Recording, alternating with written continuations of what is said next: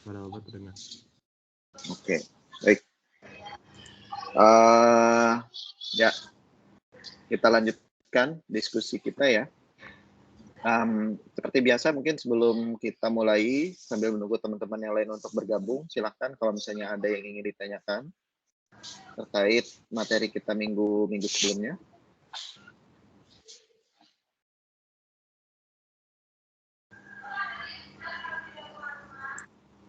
Ada? Ya, kalau tidak ada, kita lanjutkan. Mungkin bisa di-mute dulu teman-teman yang mikrofonnya belum di-mute, biar kita diskusinya bisa menjadi lebih baik. Nanti kalau misalnya ada pertanyaan bisa langsung saja ditanyakan. Oke, jadi hari ini kita akan melanjutkan diskusi kita terkait dengan elektrokimia. Jadi secara umum ini merupakan penggabungan dari fenomena-fenomena yang sudah kita pelajari kemarin. Jadi mulai dari kesetimbangan, kemudian reaksi redoks dan lain sebagainya. Jadi, dari namanya saja sebenarnya sudah bisa kita bayangkan apa itu elektrokimia kan ya. Jadi kalau yang sepengetahuan teman-teman, kira-kira elektrokimia ini cakupannya apa saja? Kira-kira atau contohnya apa ya? Kalau yang kalian tahu di dalam kehidupan sehari-hari misalnya, yang merupakan fenomena elektrokimia. Ada yang mau coba sharing dulu? Jadi dari namanya kan ada dua kata kan, elektro dan chemistry. Jadi sebenarnya dari namanya aja sudah kita bisa bayangin kira-kira ada elektro, hubungannya dengan listrik, kemudian kimia. Gimana? Ada yang tahu kira-kira definisi elektrokimia itu seperti apa? Atau mungkin contohnya yang ingin sharing dulu?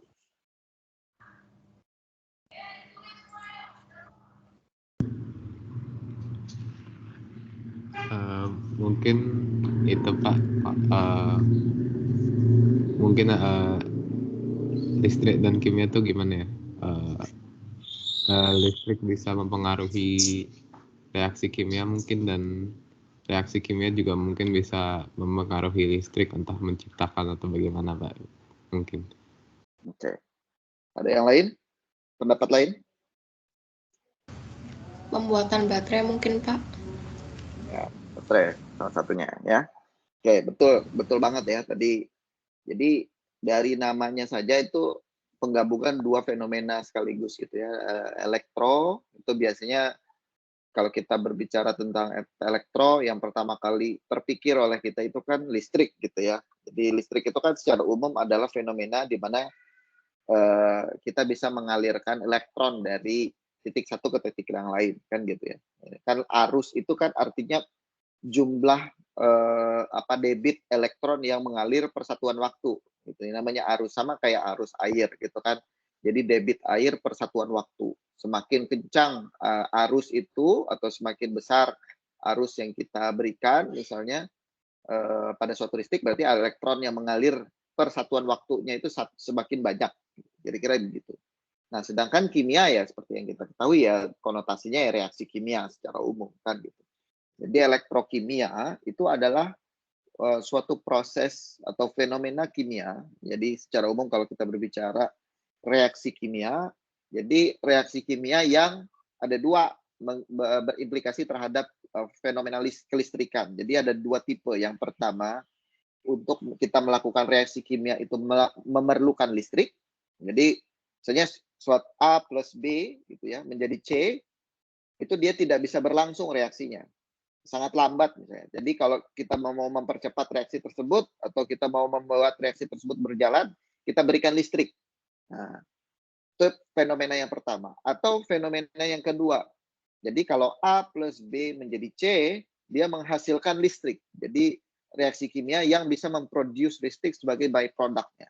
Jadi secara umum fenomena yang akan kita pelajari di elektrokimia itu ada dua. Yang pertama tadi reaksi kimia yang dapat menghasilkan listrik. Kemudian yang kedua, listrik digunakan untuk menjalankan reaksi kimia. Jadi seperti itu kira-kira ininya ya, penggambarannya ya. Oh, harusnya hari ini termokimia ya. Kalau termokimia kemarin sudah apa belum ya? Saya lupa.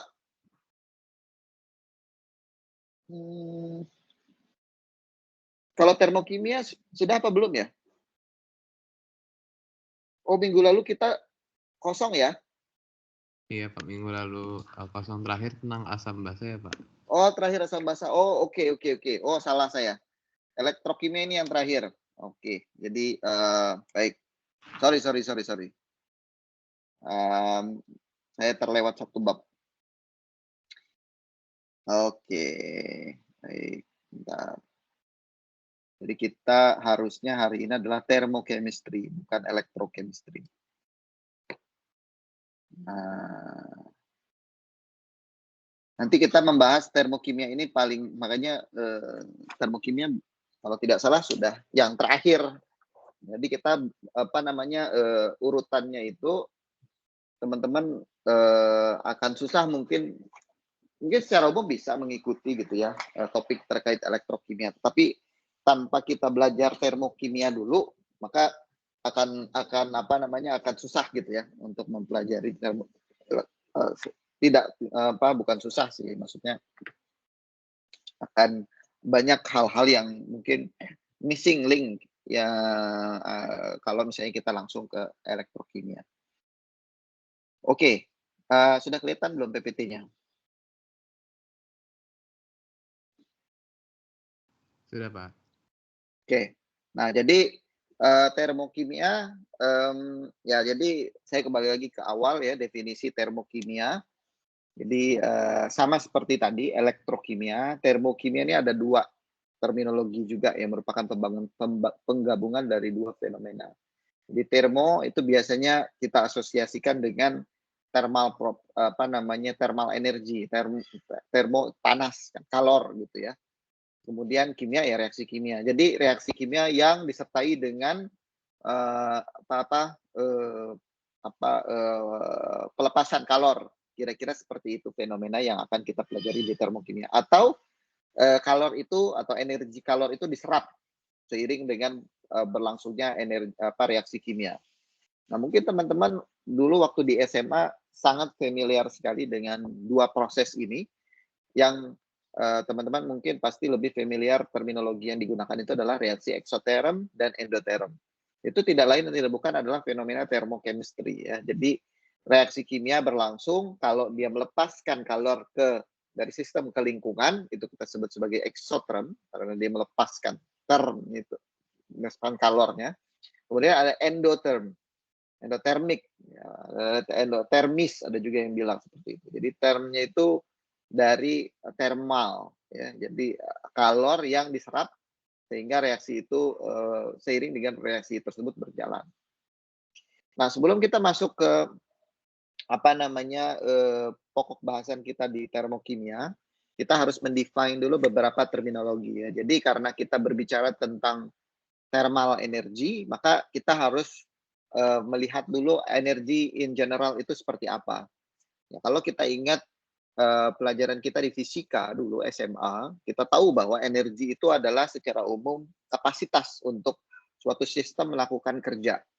Ya, jadi seberapa besar kemampuan suatu sistem melakukan kerja, itu kita sebut sebagai energi kan definisi umumnya.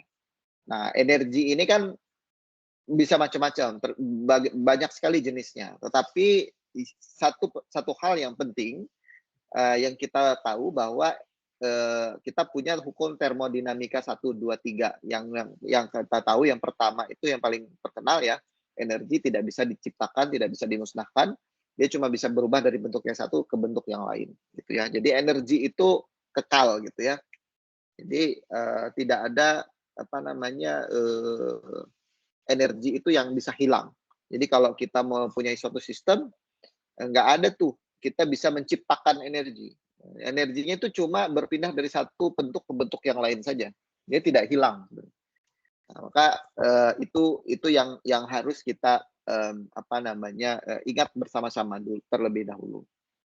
Nah, seperti yang sudah kita ketahui ya, energi ini bisa bermacam-macam bentuknya, ada solar energy, kemudian thermal energy, chemical energy gitu ya, nuclear energy, potential energy. Ini beberapa contoh saja tipe-tipe energi, dan masih banyak lagi tipe-tipe energi yang kita tahu di luar sana. Tapi dalam cakupan topik yang akan kita bahas pada hari ini, kita fokusnya nanti akan ke thermal energy dan chemical energy ini. Ya, jadi apa itu thermal energy? Thermal energy ini secara umum adalah energi yang beradab yang terjadi karena ada random motions dari atom atau molekul. Jadi kita tahu molekul itu di dalam space, ruang 3 dimensi, dia bergerak secara random, yang kita sebut sebagai gerak Brownian, ya, Brownian random motions. Nah, karena energinya ini thermal energy itu biasanya diasosiasikan dengan random motions tersebut. Semakin cepat molekul atau atom itu bergerak secara random, maka semakin besar kira-kira thermal energy yang dimiliki oleh molekul atau atom tersebut. Semakin lambat dia bergerak, ya thermal energy semakin rendah. Kira-kira seperti itu. Nah, kemudian tipe yang kedua yang menjadi pokok bahasan kita pada pertemuan kali ini adalah chemical energy. Nah, chemical energy ini secara umum adalah salah satu bentuk energi yang tersimpan dalam bentuk ikatan kimia. Jadi energi itu disimpan dalam ikatan kimia. Nah, inilah yang kemudian banyak sekali dimanfaatkan orang untuk memanfaatkan energi. Jadi untuk roket gitu ya, untuk bahan bakar roket itu kan kita menggunakan liquid hydrogen sebagai fuelnya. Nah, jadi ikatan antara hidrogen dan hidrogen dalam molekul gas hidrogen itulah yang dimanfaatkan. Jadi begitu hidrogen itu diputuskan ikatannya, dia melepaskan energi yang besar, gitu ya. Jadi itu yang kita sebut sebagai chemical energy. Nah, kemudian kalau kita melihat spesifik thermal energy, ada beberapa terminologi lagi yang harus kita ketahui terkait dengan thermal energy ini, ya. Nah, jadi dan ada beberapa parameter yang kemudian kita bisa hubungkan dengan thermal energy. Jadi bagaimana cara kita bisa mengkuantifikasi seberapa besar thermal energy yang dimiliki oleh suatu objek ataupun suatu senyawa ataupun atom. Nah, kalau kita ingat dulu di SMA fisika atau kimia ya secara umum, ada terminologi yang kita sebut sebagai heat atau kalor. Jadi heat itu adalah cara bagi thermal energy ini ditransfer antara dua objek yang memiliki suhu yang berbeda. Nah, suhu di lain sisi itu merupakan unit dari thermal energy. Jadi thermal energy itu tidak sama dengan suhu ya atau temperatur. Jadi jangan disamakan, temperatur itu tidak serta-merta sama dengan menunjukkan thermal energinya, karena temperatur itu sangat tergantung dari thermal energy itu tidak tergantung dari volumenya ya. Jadi seperti itu. Nah, ini ada satu analogi yang mungkin bisa membantu kita untuk memahami perbedaan antara temperatur dan thermal energy. Jadi kalau di sini kalau kita lihat, saya punya dua objek. Yang pertama ini misalnya kopi gitu ya. Kopi suhunya itu 90 derajat let's say. Kemudian saya punya bathtub suhunya sekitar 40 derajat Celcius. Nah, kalau kita melihat dari perspektif temperatur, maka yang lebih besar temperaturnya atau yang lebih tinggi suhunya itu adalah kopi. Ya.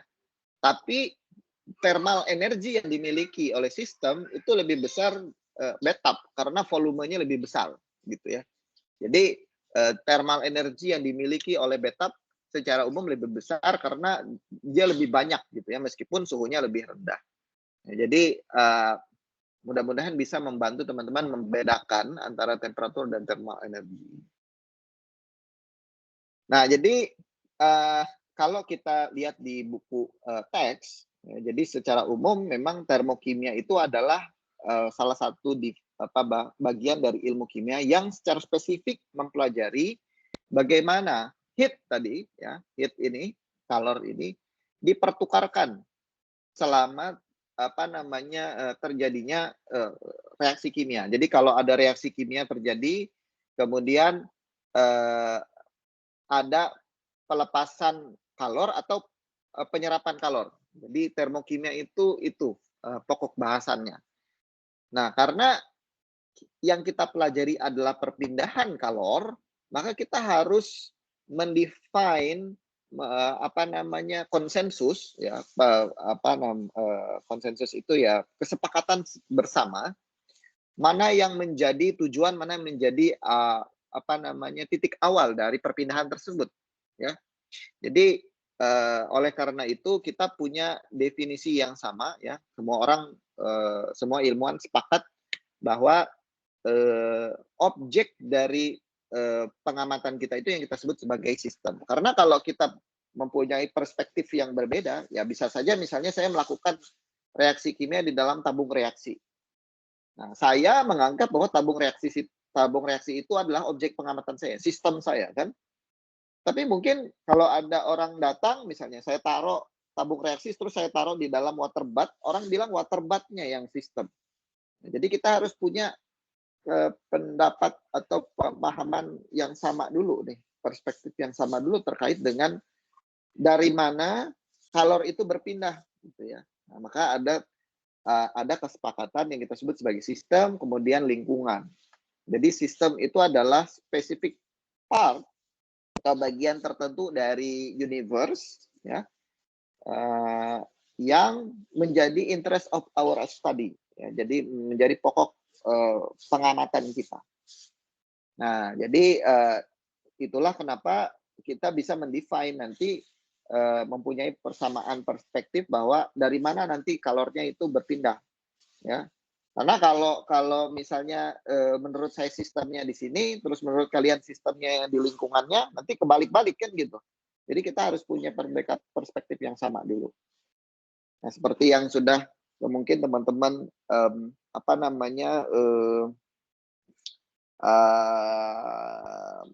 pelajari juga ya di SMA, kita punya beberapa tipe sistem, ya. Ada yang kita sebut sebagai open system, di mana baik itu energi dalam bentuk heat, kalor, ataupun massa itu bisa bertukar dari sistem ke lingkungan, yang kita sebut sebagai sistem open. Kemudian ada yang kita sebut sebagai closed system, sistem tertutup, di mana massanya tidak bisa berpindah dari sistem ke lingkungan, tetapi energinya bisa berpindah dari sistem ke lingkungan. Dan sistem yang isolated, baik energi dalam bentuk kalor ataupun massa tidak bisa bertukar dari sistem ke lingkungan, ya. Nah, mungkin ini teman-teman pasti contohnya sudah bisa membayangkan, ya. Kalau saya punya tadi contoh kopi gitu, ya, kopi tapi tutup gelasnya itu tidak saya tutup gitu, ya. Jadi thermal energinya bisa bertukar dari sistem ke lingkungan, dari kopinya ke gelas gitu kan. Kalau kita pegang gelasnya itu kan panas gitu, ya. Nah, kemudian massanya juga bisa bertukar ke lingkungan. Jadi sebagian dari airnya kan menguap gitu karena dia panas, jadi dia bisa lepas. Massanya tadi sebagian air itu hilang gitu. Nah, kemudian kalau sistemnya close, ya saya tutup. Jadi air yang tadi menguap itu tidak bisa keluar ke lingkungan. Dia balik lagi terkondensasi misalnya. Kembali ke dalam kopi. Nah, kalau yang isolated ini misalnya saya masukin ke dalam tumbler gitu, ya, kopinya. Jadi meskipun kopinya panas, tapi tumblernya kita pegang tetap dingin karena ada insulator di situ, ya, thermal insulator, sehingga energinya tidak bisa lepas ke lingkungan. Nah, apalagi kalau kita tutup, jadi kemudian massanya juga tidak bisa lepas. Oke, sampai sini ada pertanyaan, jelas?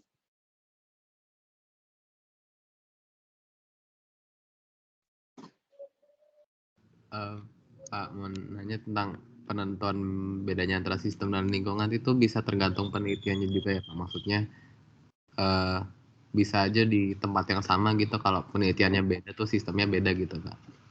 Ya Kalau biasanya kesepakatannya, konsensusnya bahwa sistem itu adalah objek studi kita. Nah, jadi kita melakukan reaksi itu di mana?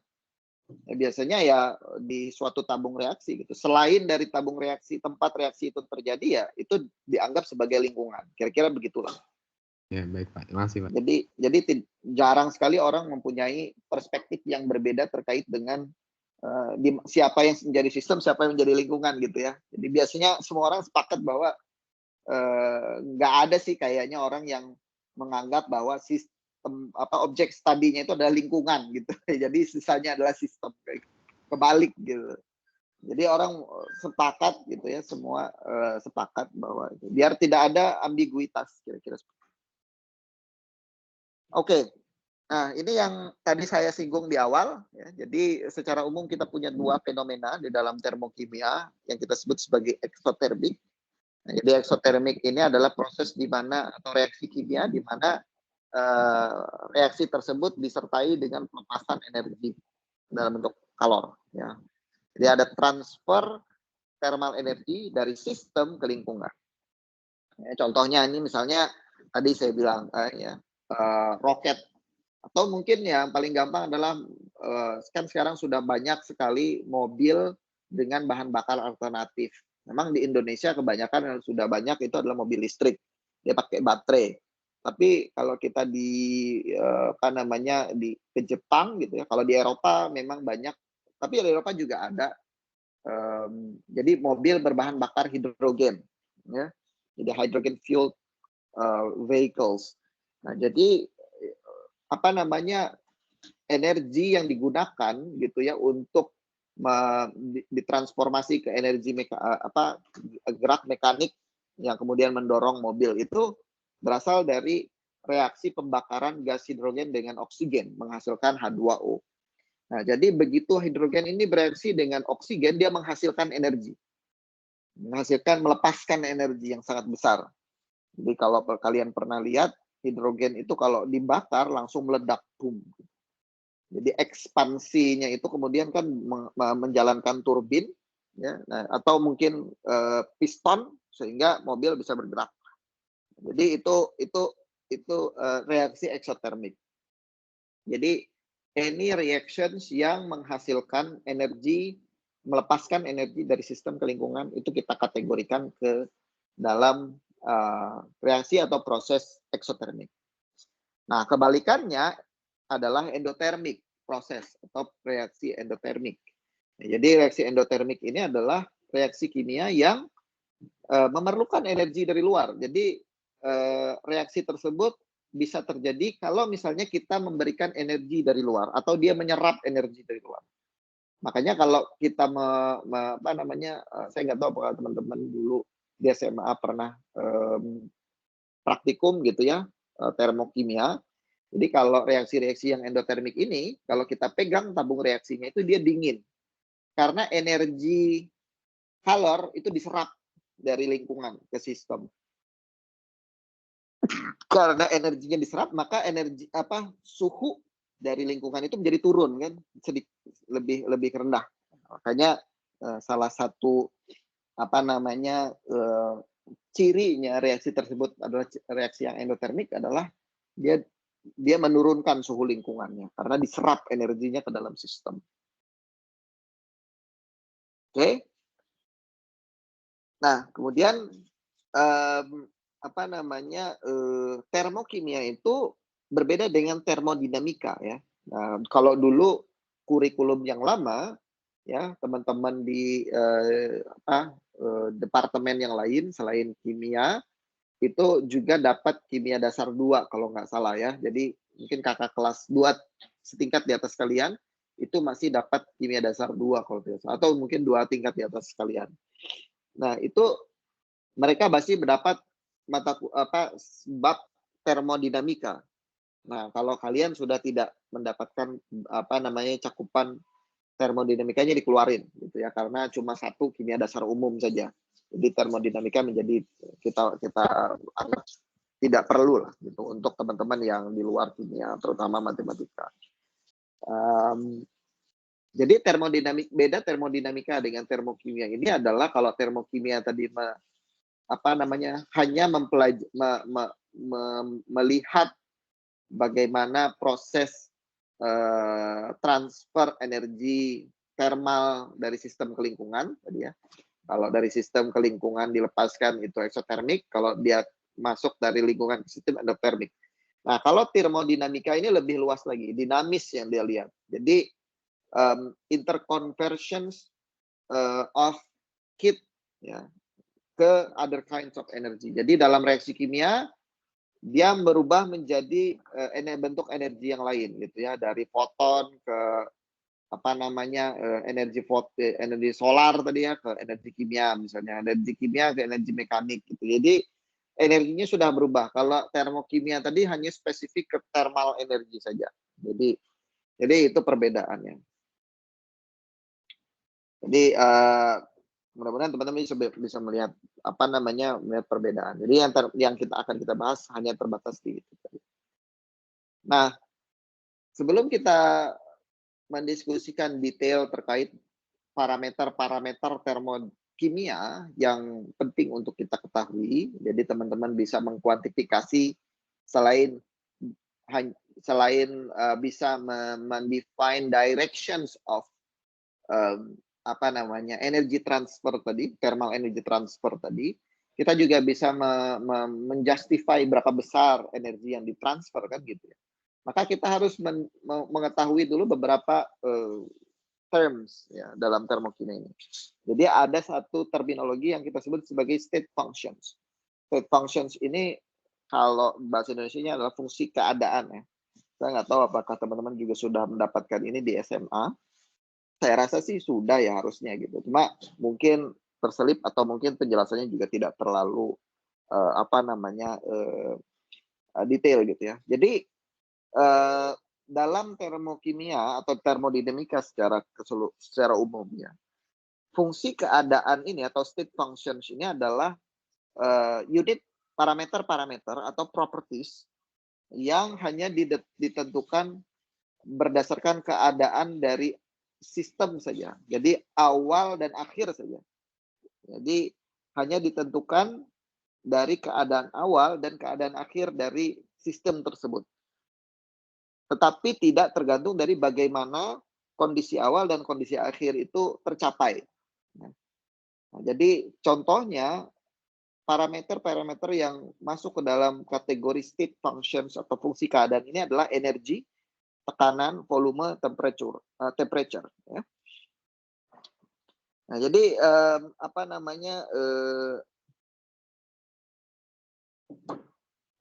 saya kasih contoh seperti ini. Jadi misalnya ini yang paling gampang nih ya, contoh bahwa potensial energi dari kalau kita punya 2 orang pendaki gunung di sini ya, ada 2 pendaki gunung, mereka mendaki gunung dari poin yang sama di lembah sampai ke puncak gunung poinnya sama. Nah, secara umum potensial energi kan tergantung dari tinggi ya, yang dimiliki oleh kedua hikers ini sama karena mereka berangkat dari poin yang sama dan berakhir di poin yang sama. Ya. Tetapi karena energi itu adalah state functions, jadi dia cuma menghitung selisih antara keadaan final dengan keadaan initial. Tetapi kalau kita berbicara jarak, misalnya distance atau yang ditempuh oleh kedua hikers ini pasti berbeda karena mereka menempuh jalan yang sama. Jadi hikers yang sebelah kanan ini menempuh jalur yang berwarna biru, sedangkan yang hikers yang sebelah kanan ini, yang tadi yang kiri ya, kanan menempuh jalur yang berwarna merah. Practically yang hiker sebelah kanan menempuh jarak yang lebih panjang atau lebih jauh ya, meskipun poin yang mereka tuju itu sama gitu ya. Oleh karena itu distance atau jarak bukan merupakan fungsi keadaan karena dia ditentukan bagaimana jarak itu ditempuh gitu ya. Sedangkan kalau energi potensial itu tidak masalah karena dia tidak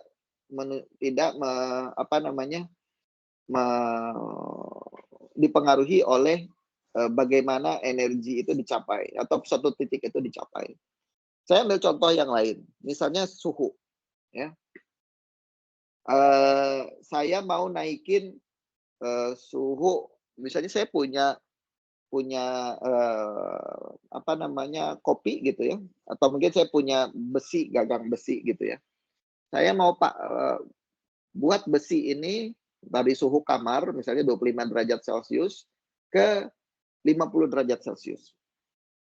Saya bisa panasin dulu dia ke 100 derajat, terus saya dinginin ke 50 derajat, atau saya turunin dia menjadi minus 300, kemudian saya panasin ke 50 derajat. Kan sama aja totalnya.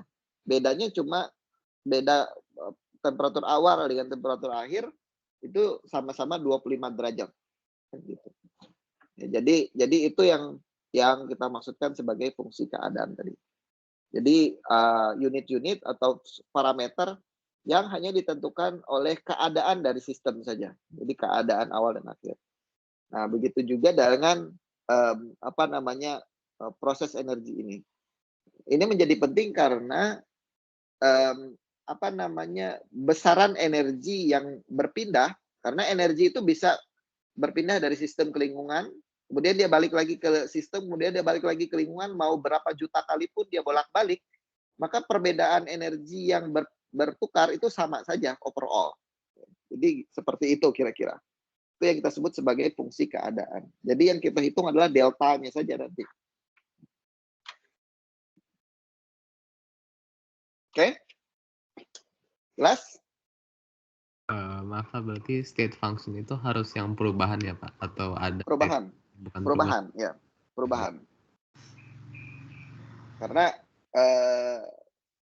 ya itu kita ini sebenarnya bisa dibilang cheating juga enggak sih sebenarnya. Jadi ini cara kita untuk menentukan energi, karena kita tidak bisa mengukur energi secara absolut. Yang kita hanya bisa ukur adalah perubahan energi yang terjadi. Karena energi itu ada sebelum kita ada, kan gitu ya. Jadi bagaimana kita bisa mengukur energi, kan gitu. Nah, yang bisa kita ukur adalah perubahannya saja. Jadi absolute value of energy itu kita belum bisa mengukur secara pasti. Nah, makanya kita mendevelop suatu pendekatan yaitu state function sini. Jadi kita mengasumsikan bahwa mau berapa kali pun energi ini bertukar dari keadaan satu ke keadaan yang lain, gitu ya. Jadi kalau di sini ya, mau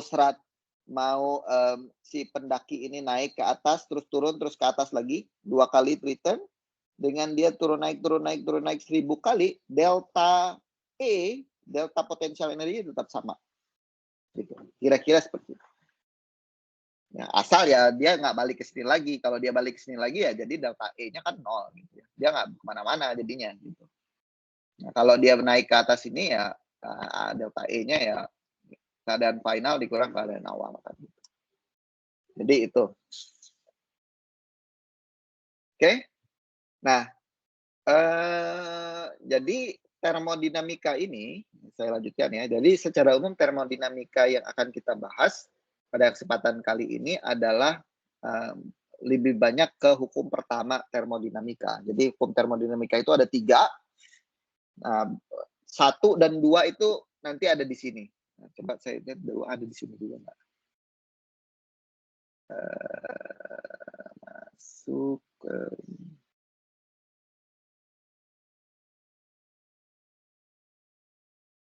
oh ya, ada.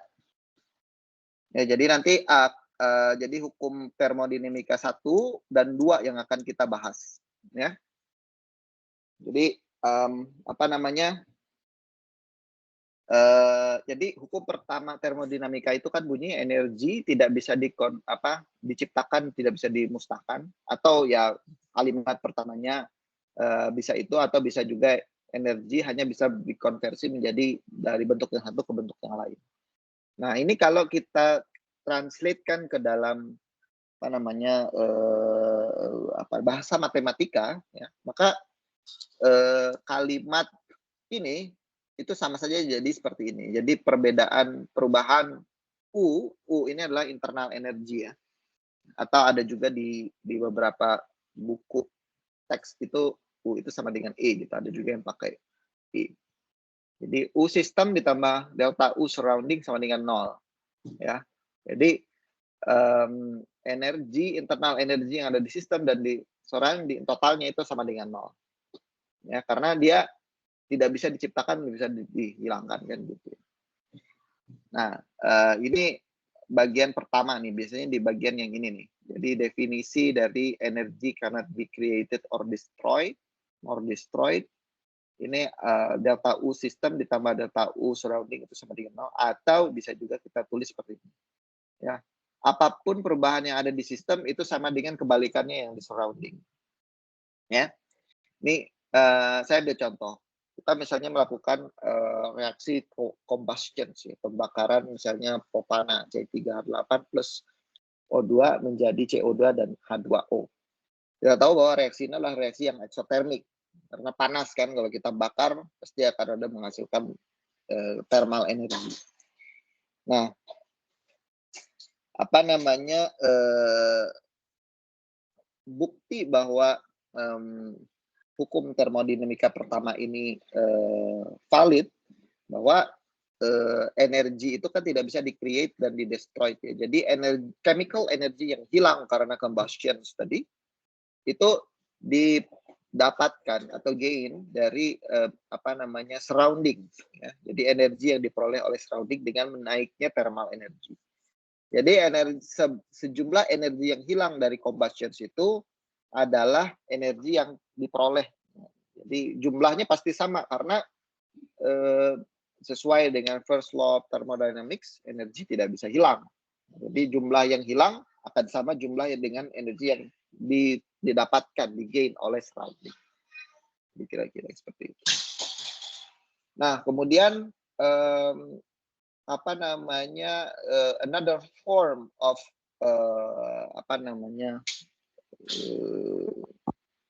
hukum termodinamika yang pertama itu adalah energi hanya bisa berubah dari bentuk yang satu ke bentuk yang lain. Nah, ini salah satunya adalah kita mengasumsikan bahwa energi itu ditransformasi ke dalam bentuk heat tadi ya, heat exchange ya, dalam bentuk kalor dan kerja W di sini. Kerja itu adalah work. Jadi delta U baik itu sistem ataupun lingkungan, ya, biasanya kalau kita concernnya ke sistem ya, sama dengan Q plus W. Jadi apapun U atau total energi yang berubah, change in internal energy, itu equals to berapapun heat yang di-exchange, berapapun kalor yang dipindahkan, baik dari lingkungan ke sistem ataupun dari sistem ke lingkungan. Nanti sign-nya itu tergantung dari directions dari perubahan tersebut. Ya. Begitu juga dengan W. W ini biasanya kerja. Kalau misalnya kita punya sistem tertutup, kita punya piston, kita bisa kuantifikasi berapa besar kerja yang dihasilkan. Karena misalnya ada gas yang mengekspan atau lain sebagainya. Nah, kita tahu dari fisika di SMA ya, bahwa direction dari kerja dan heat tadi yang terjadi itu menentukan berapa besar delta U yang berubah. Nah, kalau misalnya kita lihat konteksnya dari kerja yang dilakukan, misalnya kalau kerjanya dilakukan oleh sistem ke lingkungan, maka tandanya adalah negatif di sini ya, negatif. Karena untuk sistem melakukan kerja, maka energi diperlukan kan gitu ya. Jadi energinya berkurang. Kira-kira seperti itulah. Nah, sedangkan kebalikannya, kalau work done on the system by surrounding, berarti kerja itu dilakukan ke sistem, maka sistem mendapatkan additional energy kan gitu ya. Maka sign-nya juga positif. Jadi menambah dapat energi tambahan. Itu dalam perspektif kerja. Jadi kalau kita punya piston misalnya, kalau biasanya kalau sistem yang melakukan kerja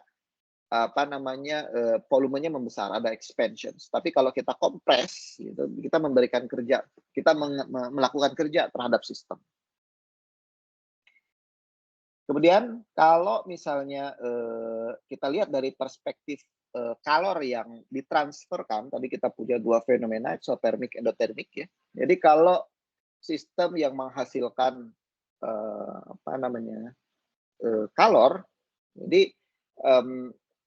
ini prosesnya eksotermik. Jadi tandanya itu adalah negatif. Jadi di sini minus Q jadinya. Kenapa minus Q ya? Karena energi tadi dari reaksi kimia tadi ya biasanya chemical energy kan dalam yang energi yang disimpan dalam ikatan kimia itu dilepaskan sebagai kalor, dia kehilangan energi, dilepaskan dari sistem ke lingkungan. Sehingga energinya berkurang. Karena energi berkurang berarti tandanya negatif. Nah, kebalikannya kalau dia prosesnya endotermik, jadi sistem mendapatkan energi tambahan dari luar kan gitu. Jadi energinya bertambah. Otomatis tanda Q-nya juga positif.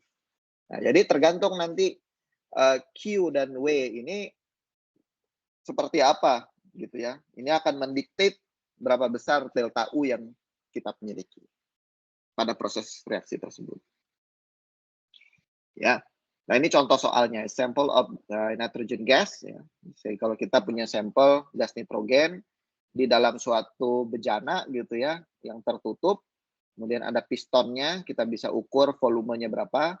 Kemudian kita melakukan sesuatu pada gas nitrogen tersebut sehingga dia mengekspand ya volumenya dari 1,6 liter menjadi 5,4 liter.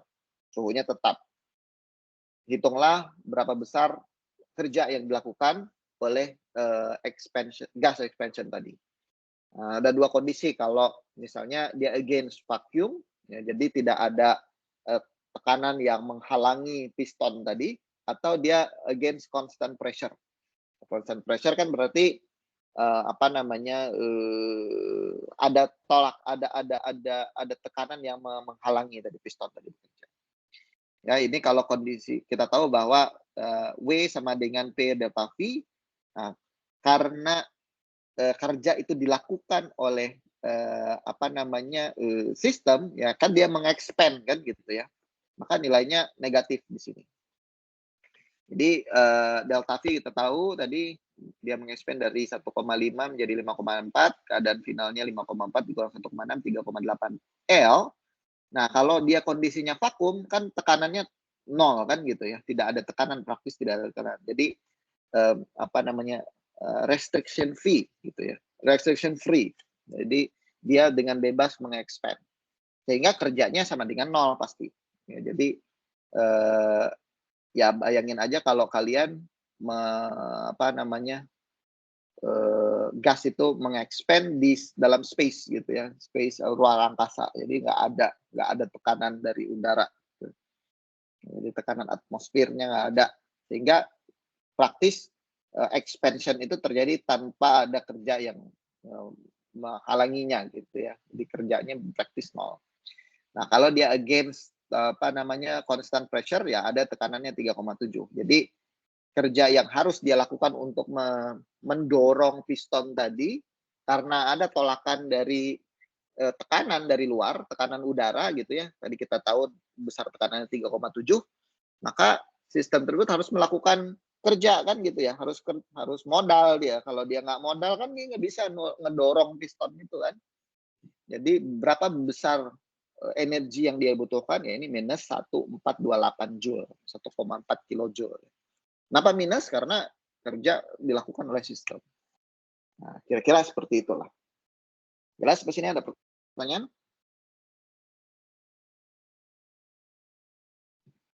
Nah, ini penggambarannya tadi ya. Jadi kalau expansions ya, jadi dia kan bertambah besar volumenya. Nah, tadi tekanannya ini kalau dia vakum ya nggak ada lawan restrictions ya. Jadi tidak dilawan oleh tekanan manapun. Tapi kalau ada tekanan yang melawan dia berarti praktis ada kerjanya. Oke. Nah, kemudian dalam termokimia ya ataupun termodinamika di SMA ada satu parameter yang kita sebut sebagai entalpi. Jadi teman-teman pasti sudah sangat familiar sekali dengan entalpi. Tapi definisi entalpi ini kadang-kadang suka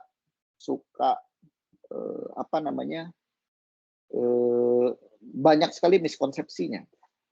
Ya, mungkin sebelum saya menjelaskan apa itu entalpi, saya mungkin coba ada yang bisa sharing dulu nggak pemahamannya saat ini nih terkait entalpi. Menurut kalian entalpi itu apa sih?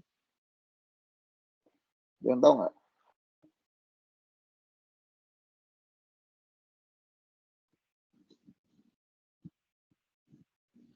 Apa sebenarnya entalpi itu, makhluk apa sih? Kalau menurut kalian?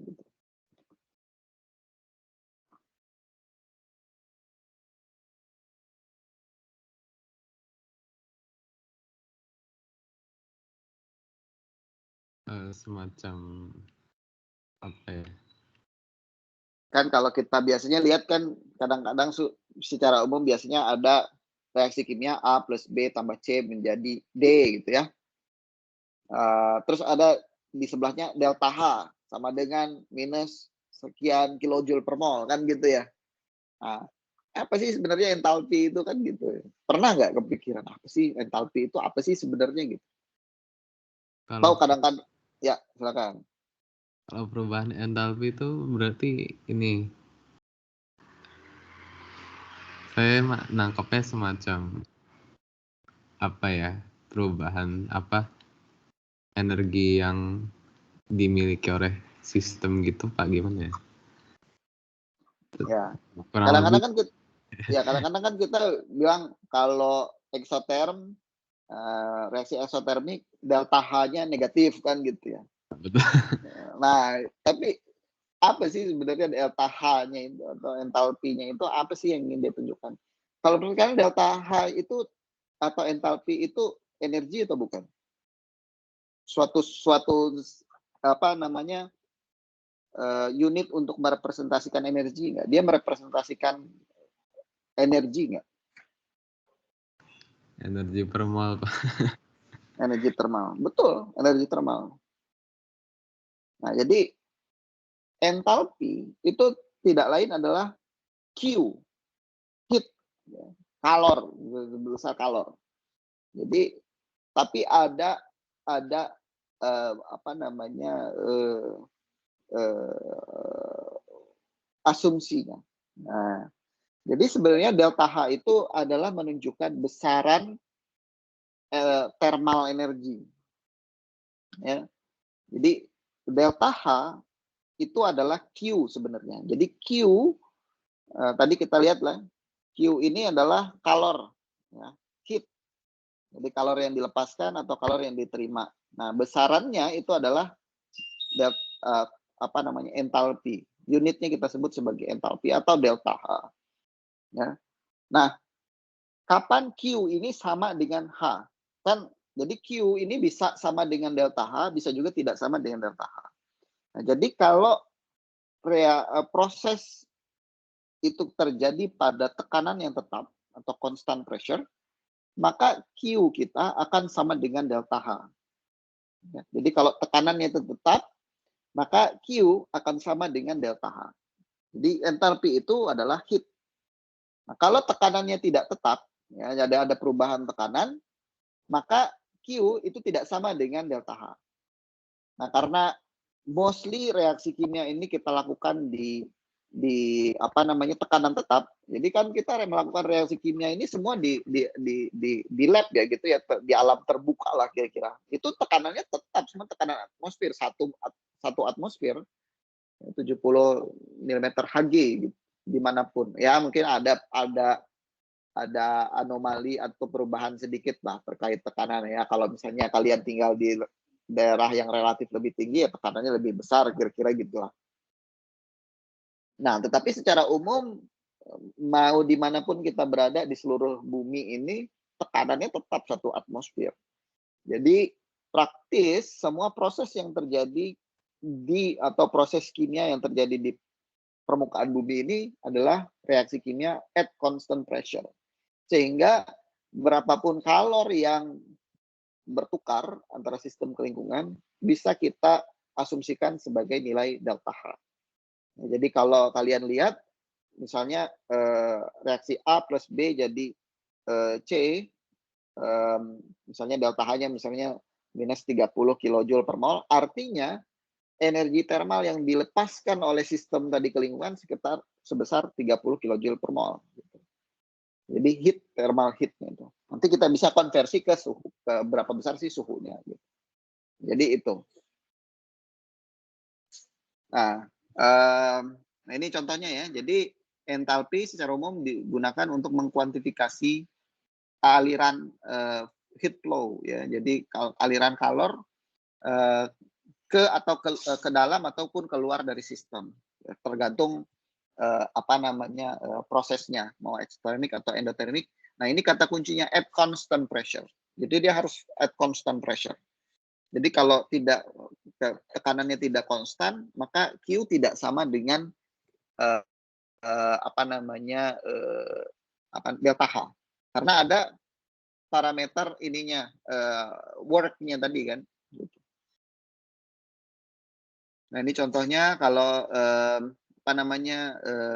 kita lihat di sini H2O solid S ya, mencair jadi H2O liquid, itu heat diabsorb dari lingkungan ke sistem sebesar 6,01 kJ per mol. Jadi deltanya.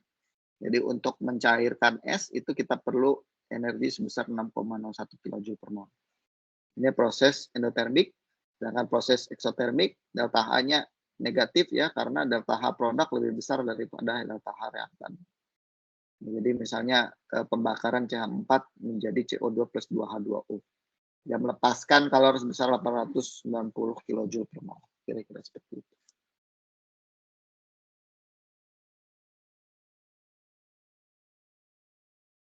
Ini sama ya, delta H negatif atau positif. Delta H-nya endotermik, ini eksotermik. Nah, kalau di kimia ya kita punya beberapa hal yang mungkin teman-teman harus perhatikan ya terkait dengan ekspresi entalpi ini. Ya, biasanya stoichiometric coefficients always refer to the number of moles of substance. Nah, jadi misalnya H2O jadi H2O gitu ya, di sini delta H-nya sama dengan 6,01 kJ. Nah, kalau misalnya kita balik reaksinya ya, jadi ya negatifnya kebalikannya. Jadi kalau ini dari solid ke liquid ya, S mencair perlunya 6,01 kJ per mol. Tapi kalau dari H2O liquid menjadi solid ya, S membeku gitu ya, air membeku, maka ya jumlah energi yang diperlukan ya tinggal kebalikannya sama ya, minus 6,01 kJ. Sorry, energi yang dilepaskan gitu ya. Kemudian kalau kita mengalihkan kedua reaksi tersebut menjadi dengan N factor, maka nilai delta-nya juga dikalikan 2-nya ya. Jadi sesuai dengan jumlah molekulnya. Karena ini biasanya kilojoule per mol. Jadi 1 mol berubah molekul dari molekul satu ke molekul yang lain itu biasanya nilainya segini energinya. Jadi kalau kita lipat gandakan ya berarti energinya menjadi 2 kali lipatnya kan gitu.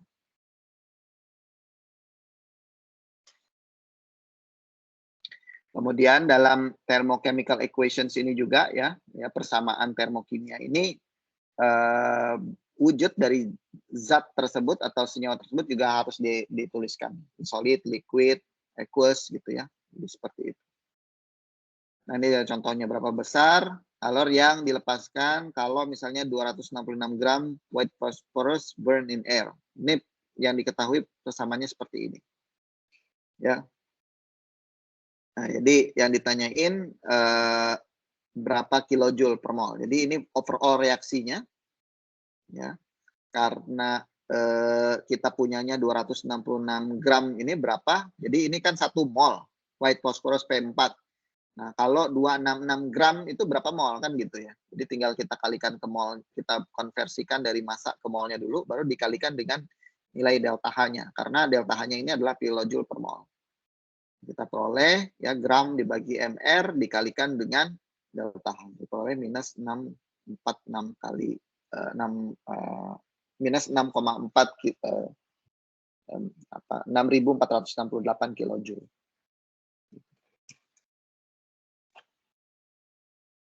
Oke. Nah, selanjutnya bagaimana caranya kita bisa menghitung tadi nilai delta H.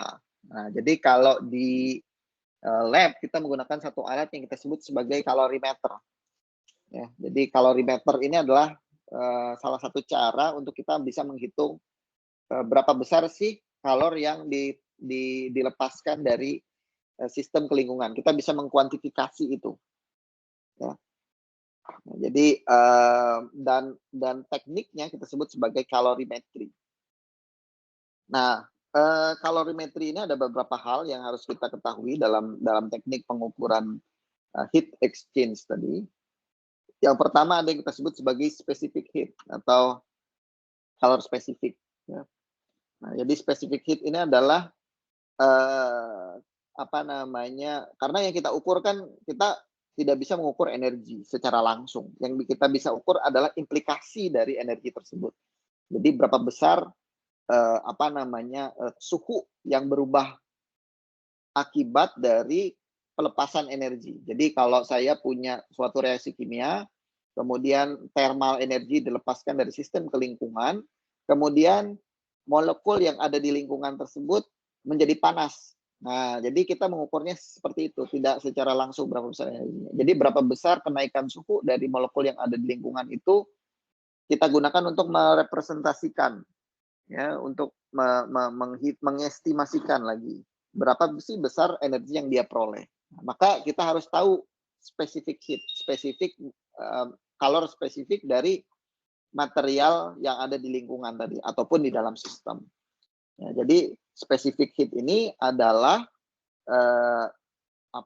besaran yang digunakan untuk mengukur berapa besar sih jumlah heat yang digunakan untuk menaikkan suhu dari suatu senyawa yang jumlahnya 1 gram sebesar 1 derajat Celcius. Jadi kalau saya punya besi gitu ya, 1 gram, kalau saya mau jadi specific heat ini adalah berapa besar jumlah thermal energi yang saya butuhkan atau heat atau kalor yang saya butuhkan untuk menaikkan suhu 1 gram besi tadi sebesar 1 derajat. Nah, itulah nilai specific heat. Nah, kemudian ada lagi yang kita sebut sebagai heat capacity, ya, kapasitas heat. Nah, kalau kapasitas heat ini ya berapa banyaknya. Kalau tadi spesifik itu spesifik, dia cuma beratnya itu spesifik 1 gram. Nah, kalau heat capacity itu sebenarnya mirip seperti specific heat juga, tetapi jumlahnya mau berapa tidak tertentu, mau berapapun. Given quantity. Jadi heat capacity atau C di sini basically adalah massa dari material ataupun senyawa yang kita punya tadi dikalikan dengan specific heat. Nah, jadi secara umum heat atau kalor yang diserap ataupun dirilis itu bisa kita hitung menggunakan persamaan ini. Ya, jadi kita bisa mengukur berapa besar thermal energi yang dibutuhkan. Jadi C dikali delta T. Jadi atau M kali S kali delta T. Jadi tinggal kita menghitung saja perubahan suhu yang terjadi. Maka kita bisa menghitung besar kalor yang diperlukan untuk atau yang menyertai proses tadi. Okay.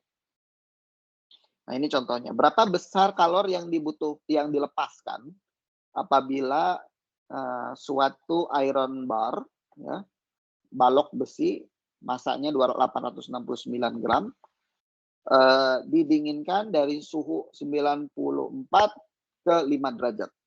Ya, jadi berapa heat yang hilang, yang lepas, gitu ya. Nah, jadi tinggal kita masukkan saja nilai specific heat untuk Fe. Kita tahu tinggal dari, biasanya ini sudah diberikan ya, jadi ada 0,44 joule per gram. Kemudian delta T-nya kita punya ya, suhu awalnya finalnya itu 5 derajat, kemudian inisialnya 94 derajat, berkurang minus 89. Maka nilai kalor yang menyertai perubahan suhu ini sebesar 34.000 kilojoule per mol. Oke, jelas sampai sini ada pertanyaan?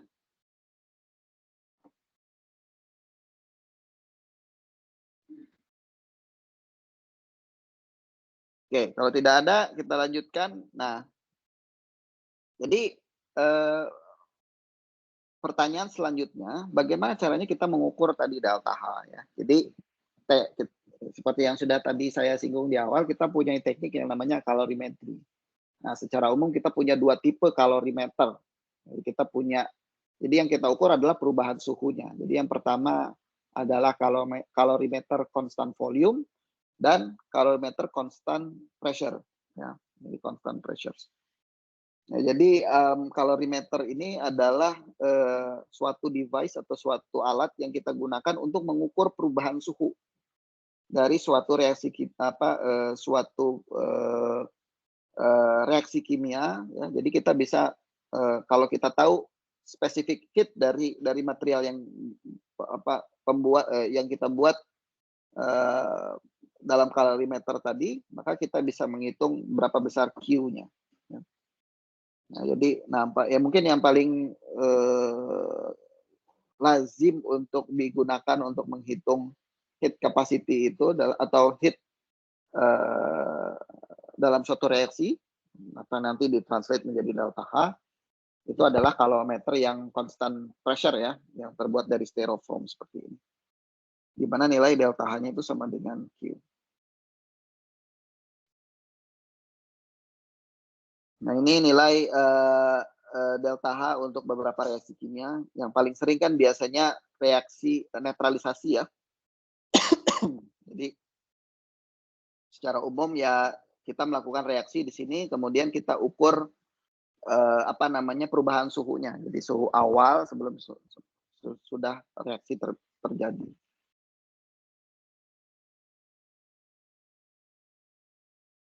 Oke. Nah, itu kalau kita mau mengukur secara eksperimen gitu ya nilai delta H-nya. Jadi kalau kita mau menghitung delta H menggunakan diukur langsung di dalam reaksi. Jadi kita ukur perubahan suhunya. Nah, tetapi kan ini tidak selalu bisa kita lakukan kan. Bagaimana kalau reaksinya itu terjadi dalam kondisi gas gitu ya. Atau misalnya kalau reaksinya reaksi pembakaran gitu. Bagaimana kita bisa menghitung delta H-nya? Nah, jadi salah satu caranya kita menggunakan estimasi ya.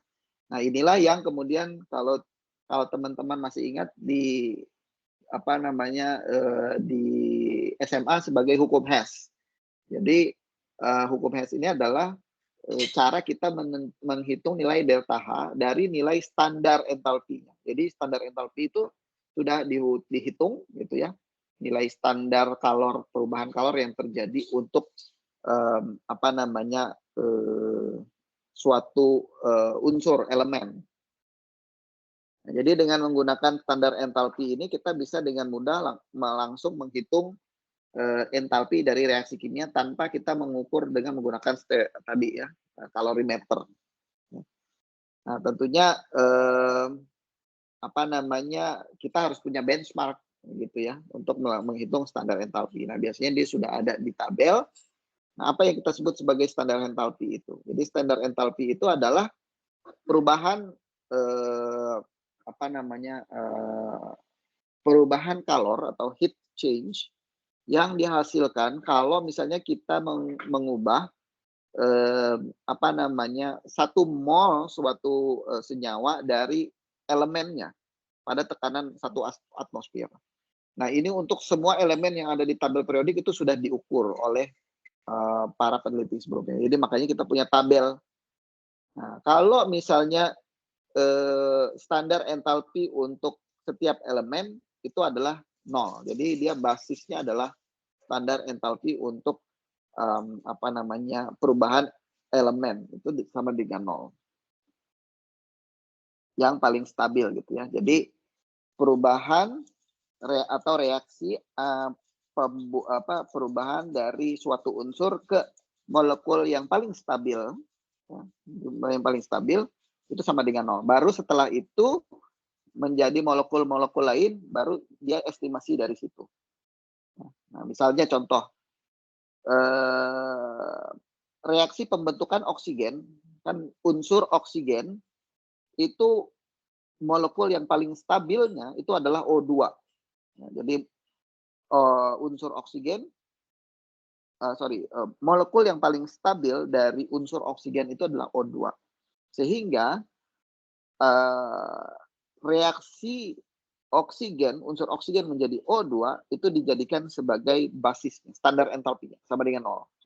Nah, baru dari situ ditentukan untuk molekul-molekul yang lain. Contohnya ozon O3. Nah, O3 itu lebih tidak stabil ya dibandingkan O2, sehingga nilainya diestimasikan dari situ 142 kJ per mol, kira-kira gitu.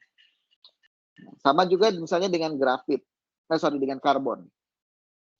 Jadi senyawa yang paling stabil untuk unsur karbon itu adalah grafit. Oleh karena itu perubahan atau heat yang terjadi dalam reaksi perubahan karbon menjadi grafit sebesar 1 mol pada tekanan 1 atmosfer itu sama dengan 0, dijadikan sebagai benchmark, sebagai baseline. Nah, untuk molekul yang lain yang less stable dan graphite, ya, maka itu yang kemudian diestimasi dari situ, gitu ya. Contohnya seperti diamond. Diamond kan lebih tidak stabil daripada grafit, ya.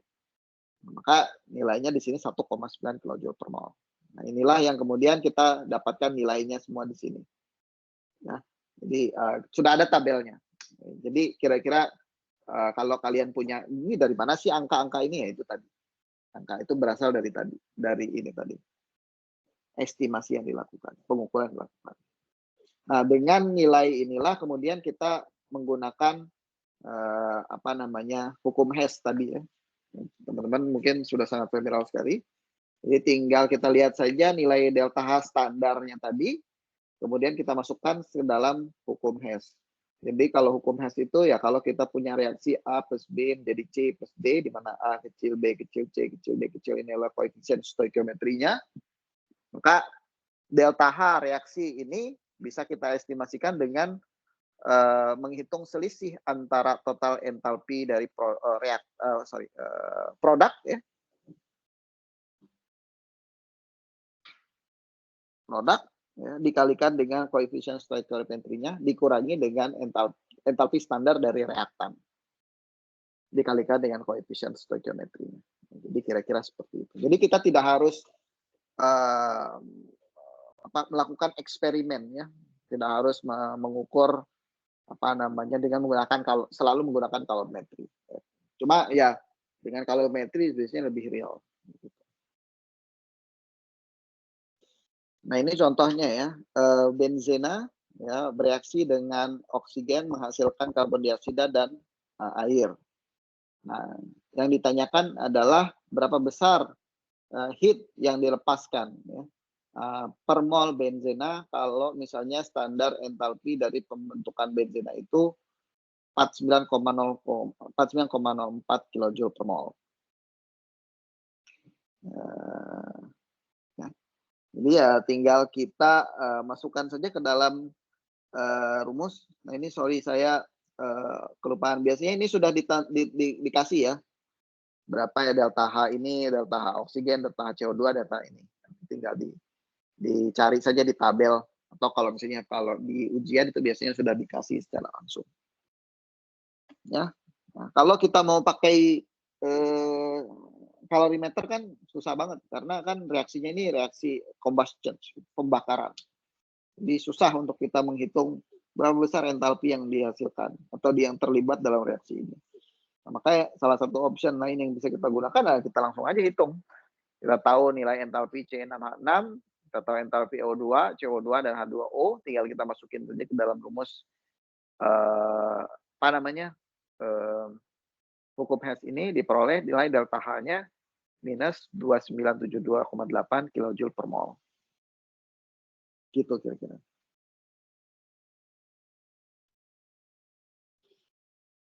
Jelas sampai sini ada pertanyaan?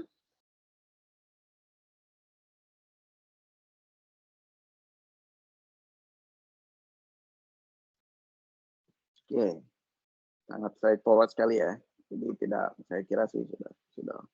Pak mau nanya Pak sebentar. Ya, silakan. Kalau yang standar entalpi itu biasanya di soal diketahui nggak Pak? Dikasih Sudah. tahu Pak? Ada ya? Biasanya sudah diketahui. Jadi tidak usah hafal ininya ya. Tidak usah dihafal ininya. Standar entalpinya itu. Ini biasanya sudah diketahui. Banyak kalau kalian harus ngapal ini semua, tekor nanti. Jadi, gunakan memorinya untuk hal-hal yang lebih fundamental. Jadi bukan menghafal konstan. Kalau ini konstan rasanya. Kalau di contoh soal itu Pak di barusan nggak diketahui. Ya. Nah ini saya lupa menuliskan di sini. Tapi biasanya nanti akan ada diberikan masalah. Oke, baik Pak. Oke, nah ini cara ini kita sebut sebagai direct method, ya, cara langsung gitu ya, hukum Hess. Ada juga yang kita sebut sebagai indirect method.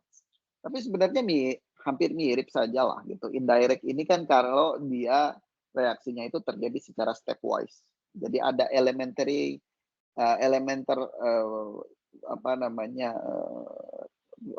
reactions. Jadi ada step-step reaksinya. Ya, kalau ini kan reaksinya straightforward, tidak ada step-stepnya ya. Jadi CH6N6 langsung bereaksi dengan O2 menghasilkan CO2 plus 6H2O. Nah, tapi kalau reaksinya itu terjadi stepwise, ya, jadi seperti contoh di sini ya. Jadi kalau C ditambah O menjadi CO2, tapi di tengah-tengah ini dia jadi CO dulu, gitu ya. Maka kita bisa menggunakan cara indirect, gitu ya. Jadi ini contohnya ya. Hitunglah standar entalpi pembentukan CS2, di mana ini diketahui reaksi C plus O2 menjadi CO2, S menjadi O2 SO2, CS2 tambah 3O2 menjadi CO2 plus 2S2O. Nah, jadi caranya kalian tulis dulu reaksi akhirnya nanti ya, kemudian kalian breakdown ya. Nah, jadi reaksi C plus 2S menjadi CS2 itu kan C-nya itu menjadi C plus O2 dulu menjadi CO2, kemudian 2S menjadi 2O2 menjadi 2SO2, kemudian CO2 ditambah SO2 menjadi CS2. Gitu. Nah, ini kita tahu CO2 tambah O2 dari soal dari sini sama. Kemudian karena reaksinya itu 1 mol C bereaksi dengan 2S, sedangkan yang diketahui hanya 1S, maka ini kita kalikan 2. Ya, kan gitu. Jadi 2S tambah 2O2 menjadi 2SO2. Nah, di sini karena tadi kita ingat dalam reaksi termokimia itu kalau reaksinya kita kalikan dengan 2 mol, ya ini juga nilai delta-nya juga kali 2 kan gitu. Nah, kemudian yang terakhir produknya kan CS2 ya. Maka di sini kita punya CS2 nih. Tapi CS2-nya di sini di reaktan, bukan di produk. Sedangkan kita perlunya CS2-nya di produk kan. Jadi tinggal kita balik saja ke sana. Jadi kalau di soal CS2 tambah 3O2 menjadi CO2 plus 2SO2 itu minus 1072. Nah, karena ini kita balik, kan kita pengen CS2-nya yang di produk, bukan di reaktan. Ini kita balik CO2-nya yang di depannya. CO2 plus 2SO2-nya yang menjadi reaktan, dan CS2 plus 3O2-nya menjadi produk, maka nilai delta H-nya bukan lagi minus, tapi positif. Jadi plus. Nah, ini bisa habis di sini ya. O2 di sini ada 3, di sini ada 1, ada 2. Kita bisa coret. CO2 kita coret, SO2 kita coret. Maka kita dapat produknya adalah sama seperti reaksi yang kita mau lakukan. Ini tinggal kita jumlahkan saja, totalkan semua, dapat 86,3 kilojoule per mol. Nah, ini yang kita sebut sebagai cara indirect tadi. Oke? Jelas? Saya mau lihat sisa berapa slide lagi. Oke. Baik. Mungkin kita bisa habiskan langsung. Oke, jelas? Sampai sini ada pertanyaan dulu sebelum saya lanjutkan ke proses spontan dan tidak spontan.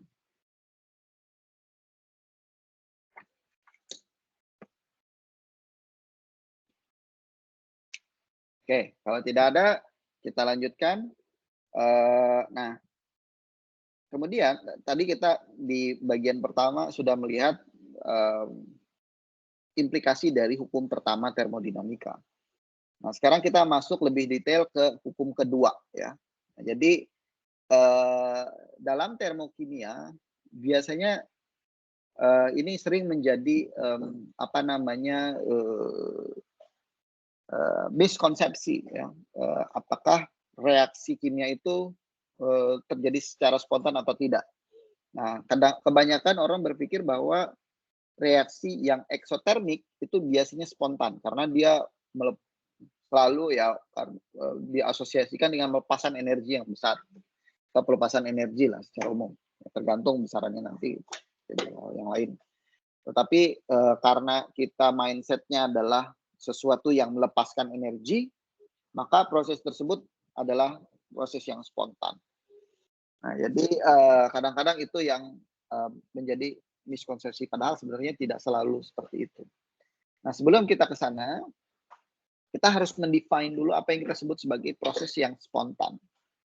Jadi secara umum kita tahu bahwa spontan itu adalah proses yang terjadi tanpa ada pengaruh dari luar, kan kira-kira gitu ya. Jadi kalau tanpa ada energi pun proses tersebut bisa terjadi. Nah, ini penting nanti untuk selanjutnya kita banyak terkait di elektrokimia. Jadi kespontanan ini sangat penting untuk kita memahami proses di elektrokimia tadi. Makanya tadi saya tidak lanjutkan topik elektrokimia karena di bagian akhir ini kita harus memiliki perspektif yang sama dulu terkait dengan suatu proses kimia yang kita sebut sebagai spontan. Bagaimana sih reaksi kimia yang spontan itu? Gitu ya. Nah, jadi saya punya ilustrasi di slide ini ya. Ada dua orang main ski, satu turun ke bawah, satu yang ke atas. Nah, kira-kira kalau menurut kalian siapa yang spontan? Orang yang main ski yang menuruni bukit atau yang naik bukit?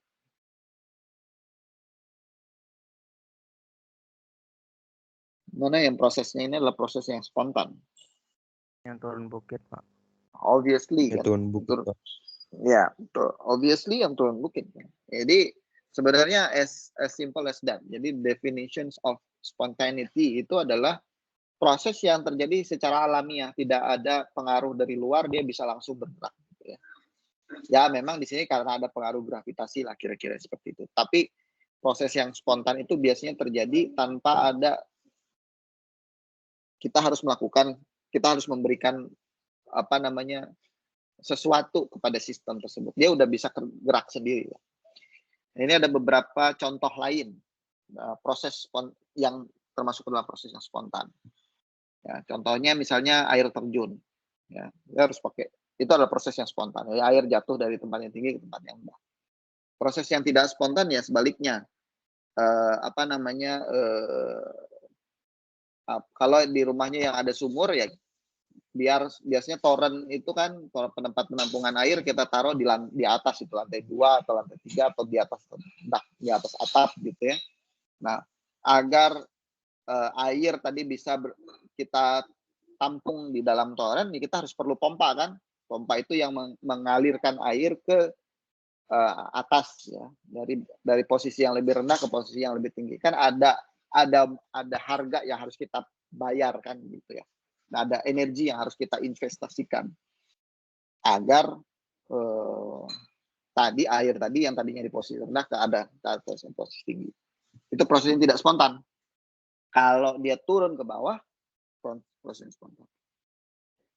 A lump of sugar dissolved in a cup of coffee. Nah, ini proses yang spontan juga. Ya, gula terlarut di dalam kopi.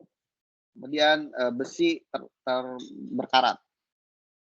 Kemudian udara panas, bukan udara panas ya, kalor mengalir dari objek yang panas ke objek yang lebih dingin.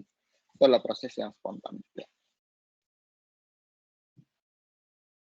Nah, kemudian pertanyaannya adalah tadi seperti yang saya bilang, apakah spontaneity ini has anything to do with the enthalpy. Jadi apakah proses endotermik, eksotermik tadi. Jadi direction dari thermal energi yang berpindah dari sistem ke lingkungan tadi menentukan kespontanan dari suatu reaksi. Nah, kalau kita lihat datanya ternyata tidak. Nah, ini adalah reaksi-reaksi kimia yang terjadi secara spontan, ya. Jadi tadi kita sudah mendefinisikan apa itu spontan, kan, ya. Nah, ini adalah reaksi kimia yang terjadi secara spontan. Nah, kita lihat nilai delta H-nya. Tadi kita di beberapa slide sebelumnya sudah melihat bahwa nilai delta H itu menunjukkan directions dari energi yang bertukar. Jadi kalau ternyata kalau kita lihat di sini, tidak semua reaksi yang eksotermik itu adalah reaksi yang spontan. Dan tidak semua reaksi yang melepaskan kalor itu adalah reaksi yang spontan. Karena spontanitas itu tidak ditentukan oleh arah dari transfer energi. Ini enthalpy itu hanya menunjukkan arah dari transfer energi saja. Kalau dia dari sistem ke lingkungan dia negatif, kalau dari lingkungan ke sistem itu dia positif, itu aja. Tapi tidak sepenuhnya mendefine apakah reaksi tersebut spontan atau tidak, ya. Jadi di sini kita lihat contohnya, ya. Jadi reaksi CH4 dan reaksi antara CH4 plus O2 pembakaran gas metana menghasilkan energi yang besar, ya, minus 890,4. Delta H-nya minus, reaksinya eksotermik. Ya, oke, dia spontan. Kemudian netralisasi air, H plus ditambah OH min menjadi H2O. Delta H-nya minus 56,2 kJ. Spontan juga. Tapi di sini kalau kita lihat, H2OS menjadi H2OL, ya, S mencair gitu, ya. Delta H-nya positif, reaksinya endotermik. Dia menyerap thermal energi dari lingkungan ke sistem. Tapi prosesnya spontan. Ya. Jadi bukan berarti reaksinya itu eksotermik, dia harus spontan. Ini contoh lainnya. Na4NO3 menghasilkan di dalam air terionisasi menjadi Na4+ plus NO3 min. Delta H-nya 25 kJ per mol. Nah, ini juga prosesnya endotermik, ya. Prosesnya endotermik, sehingga tapi di dalam sisi dia adalah reaksi yang spontan. Jadi tidak selalu reaksi yang spontan itu harus melepaskan energi, harus eksotermik. Nah, kadang-kadang seringnya mindset kita terjebak kepada nilai delta H.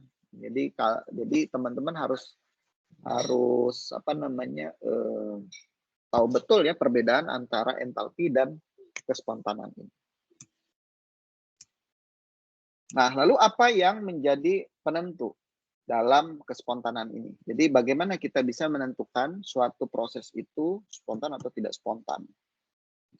Nah, inilah kemudian parameter baru dalam termokimia yang kita sebut sebagai entropi yang dijadikan sebagai parameter kespontanan. Ya, jadi entropi inilah yang menentukan apakah suatu sistem itu spontan atau tidak spontan. Jadi apa itu entropi? Nah, jadi mungkin teman-teman juga sudah pernah mendengar terminologi ini di kimia atau fisika SMA, saya lupa. Tapi saya yakin sih pasti sudah pernah mengetahui. Jadi entropi ini adalah suatu parameter yang mengekspresikan tingkat kerandoman, ya, ketidakberaturan dari suatu sistem. Jadi dia adalah suatu cara untuk kita menentukan seberapa menyebar atau disperse energi dari suatu sistem. Kalau semakin random sistem yang ada semakin random sistem tersebut, maka semakin spontan dia. Jadi kespontanan itu bergerak dari yang teratur ke yang random, ya. Jadi semakin besar keteraturannya, entropinya semakin kecil. Sebaliknya, semakin besar ketidakberaturannya, entropinya semakin besar, ya. Jadi, nah ini biasanya keteraturan ini bisa kita hubungkan dengan bagaimana atom-atom atau molekul-molekul itu teratur dalam suatu wujud zat, ya. Nah, jadi secara umum kalau kita punya 3 tipe wujud zat, ya, padatan, cairan, dan gas. Jadi teman-teman bisa, memang sih entropi ini adalah unit yang mengekspresikan energi, tetapi energi kan sebenarnya bisa kita asosiasikan dengan posisi atom juga, jadi energi potensial kan. Jadi kalau kita bayangin misalnya padatan kan, atom-atom di dalam padatan itu kan tersusun secara rapi, ya. Dia tidak random, dia ada kristalnya gitu, ya. Jadi atom tadi menempati di titik-titik tertentu itu dalam kristal tersebut, sehingga posisi-posisinya itu teratur. Maka sesuai dengan definisi entropi tadi, ya, entropi dari padatan itu biasanya kecil. Sedangkan liquid kan jarak dari molekul yang satu dengan molekul yang lain itu sudah jauh, sehingga dia bebas bergerak tapi tidak terlalu jauh, sehingga entropinya lebih besar. Dan gas itu sudah jauh sekali jarak antar molekulnya, sehingga dia lebih random, tidak teratur gitu, ya, posisinya. Sehingga entropi dari gas itu semakin besar.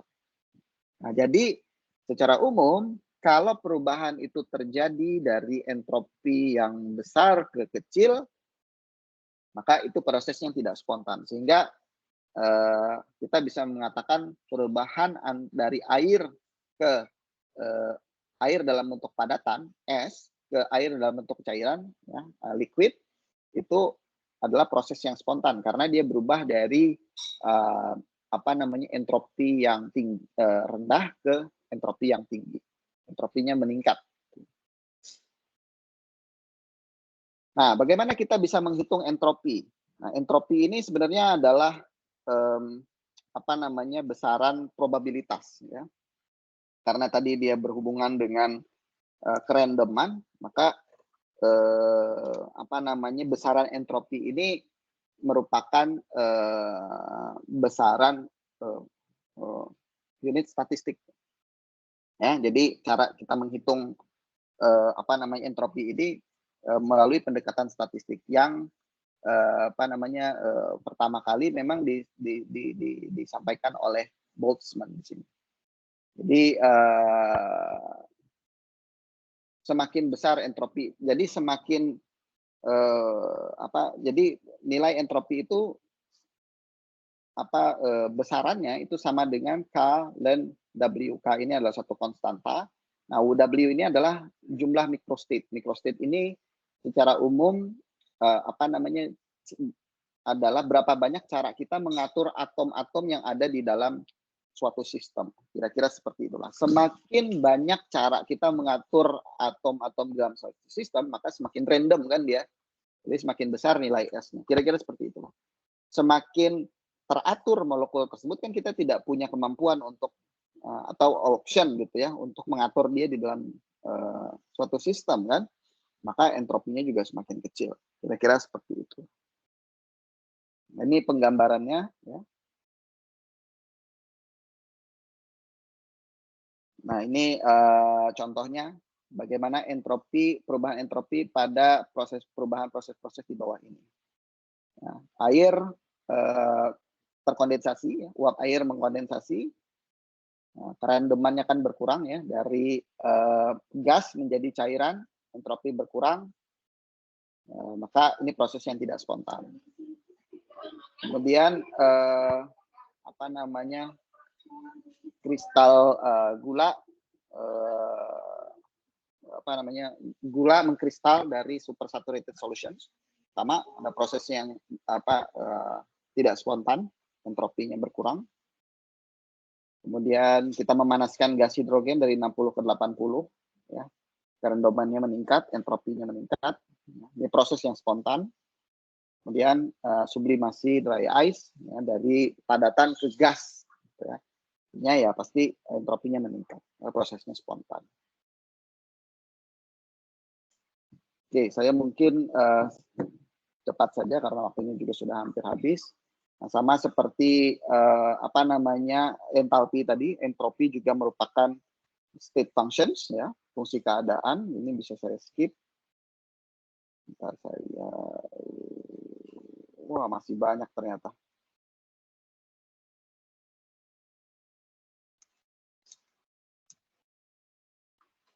Nah, jadi entropi ini kalau tadi entalpi itu hubungannya dengan hukum pertama termodinamika. Nah, entropi ini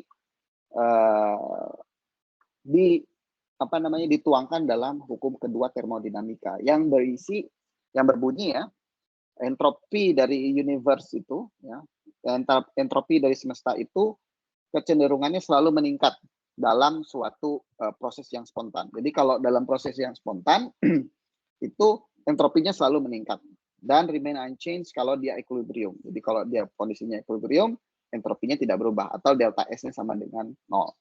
Nah, jadi untuk reaksi yang spontan, delta S-nya itu harus meningkat gitu ya, harus lebih besar dari 0. Kalau dia equilibrium tidak berubah, maka delta S-nya 0. Kira-kira itulah.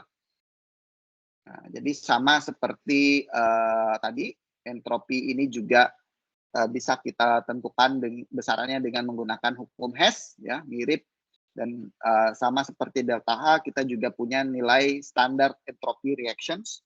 Jadi tidak hanya standar enthalpy reactions, kita juga standar entropy reactions. Dan kita juga bisa menggunakan hukum Hess untuk menentukan delta S dari reactions. Ini contohnya. Kalau kita punya reaksi seperti ini, 2CO plus O2 menjadi 2CO2 gitu ya. Hitunglah standar entropinya. Nah, biasanya ini nilainya sudah diberikan ya dari soal, tinggal kita masukin saja ke dalam rumus nilai entropi dari produk dikurangi reaktan. Gitu ya. Dikalikan, jangan lupa dikalikan dengan koefisien stoikiometrinya ya. Diperoleh nilai delta S itu minus 173,6 Joule Kelvin per mol. Karena nilai delta S-nya negatif, maka proses ini adalah tidak spontan ya, karena sesuai dengan hukum termodinamika yang kedua, proses yang spontan itu delta S-nya positif. Oke, jelas sampai sini ada pertanyaan?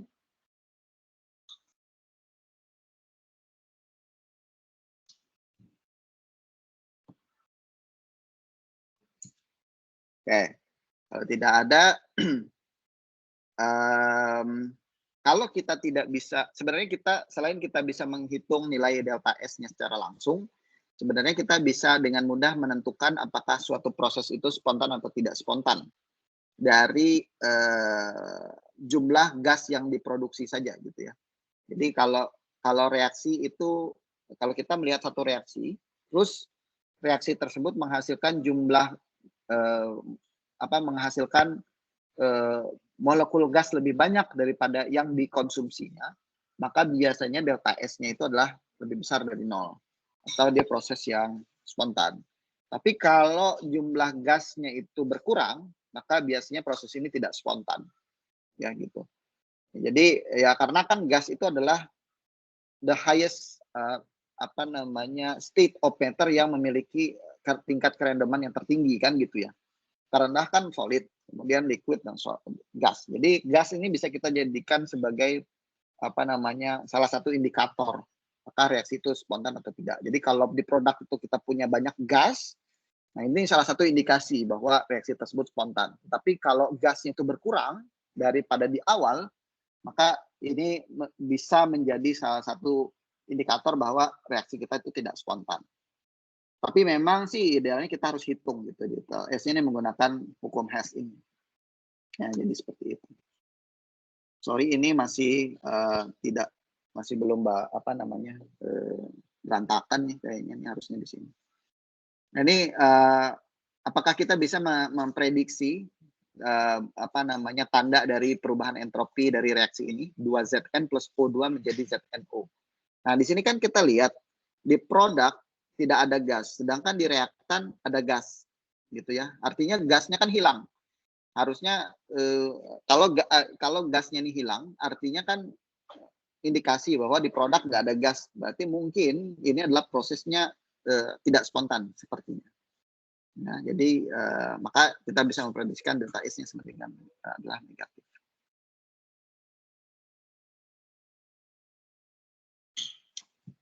Oke, sepertinya kita tidak bisa menghabiskan hari ini ya, karena waktunya juga sudah 9.39. Mungkin saya bisa, tapi sebenarnya ini tanggung sedikit lagi. Kalian habis ini saya bisa minta waktunya mungkin 10-15 menit lagi ya, kalau boleh ya. Apa ada kuliah lagi? Jam 1 Pak. Boleh. Oh, jam 1. Oke, nggak apa-apa ya. Jadi 5 paling top 10 menit lah. Jadi, karena tinggal sedikit lagi nih. Tanggung kalau misalnya belum tidak dihabiskan. Oke.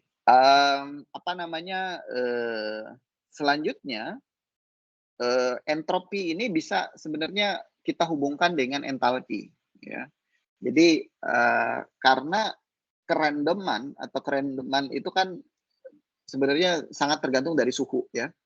Jadi kalau molekul gas menerima energi termal, kan biasanya dia akan bergerak lebih random kan gitu ya, lebih cepat bergerak karena dia mendapatkan thermal energi kemudian dikonversi menjadi kinetic energy. Kinetic energy menjadi lebih besar, dia akan bergerak jauh lebih cepat kan gitu ya. Nah, kalau kita punya suatu proses kimia yang terjadi secara yang melibatkan pelepasan atau penyerapan thermal energy, maka kita bisa menghubungkan parameter entalpi dengan entropi sekaligus gitu. Nah, kira-kira ini penggambarannya ya. Jadi kalau kita punya sistem, kalau reaksi tersebut yang ada di dalam sistem ini adalah reaksi yang eksotermik, maka kan artinya energi termal itu dilepaskan oleh sistem ke lingkungan. Ya. Nah, kalau thermal energi ini dilepaskan ke lingkungan, maka molekul-molekul yang ada di lingkungan ini akan mendapatkan additional thermal energy, kan artinya seperti itu. Sehingga dia bisa bergerak menjadi lebih lebih cepat di sini.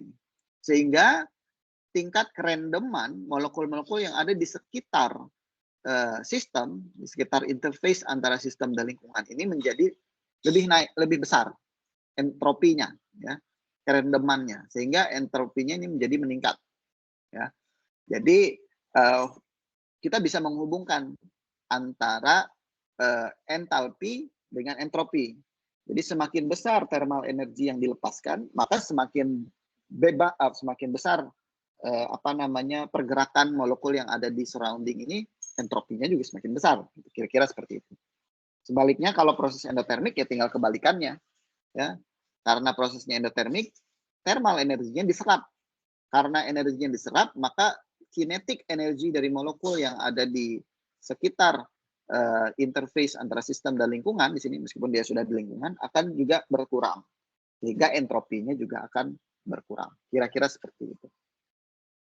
Nah, karena nilai kerandomannya itu, jadi nilai kerandoman dari molekul yang ada di luar ini sangat tergantung dari nilai delta H. Semakin besar nilai delta H-nya, semakin besar juga nilai entropinya. Sebaliknya kalau prosesnya endotermik juga semakin besar semakin rendah entropinya. Sehingga parameter ini bisa kita hubungkan dalam suatu persamaan seperti ini. Delta S sebanding dengan delta H, kemudian karena ada pengaruh suhu ya, maka kita masukkan ke dalam parameter suhu seperti ini. Nah, inilah yang kemudian menjadi parameter baru ya, digabungkan sebagai energi bebas Gibbs. Jadi teman-teman mungkin juga sudah pernah mendengar parameter ini ya, mungkin di SMA. Jadi parameter inilah yang menggabungkan kedua parameter tadi ya, delta H dan delta S, entalpi dan entropi. Kemudian ada parameter suhu. Jadi delta G inilah yang kemudian kita gunakan secara universal untuk menentukan kespontanan dari suatu reaksi. Jadi kalau nilai delta G-nya itu negatif, maka reaksi tersebut spontan di forward directions. Sedangkan kalau delta G-nya positif, reaksi tersebut tidak spontan. Kalau delta G-nya sama dengan 0, reaksinya tidak spontan. Ya, jadi seperti itu. Nah, sama seperti entalpi, entropi gitu ya. Kita bisa juga menghitung delta G ini dengan menggunakan hukum Hess dengan memasukkan nilai delta G standarnya. Ini contohnya, hitunglah standar free energy untuk reaksi di bawah ini. Ini reaksinya tinggal kita masukin saja nilainya dari tabel ya. Di sini saya lupa masukin ya.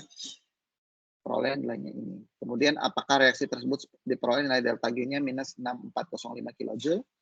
Kemudian apakah reaksi tersebut spontan. Nah, kita lihat tadi delta G kalau dia negatif adalah reaksi spontan.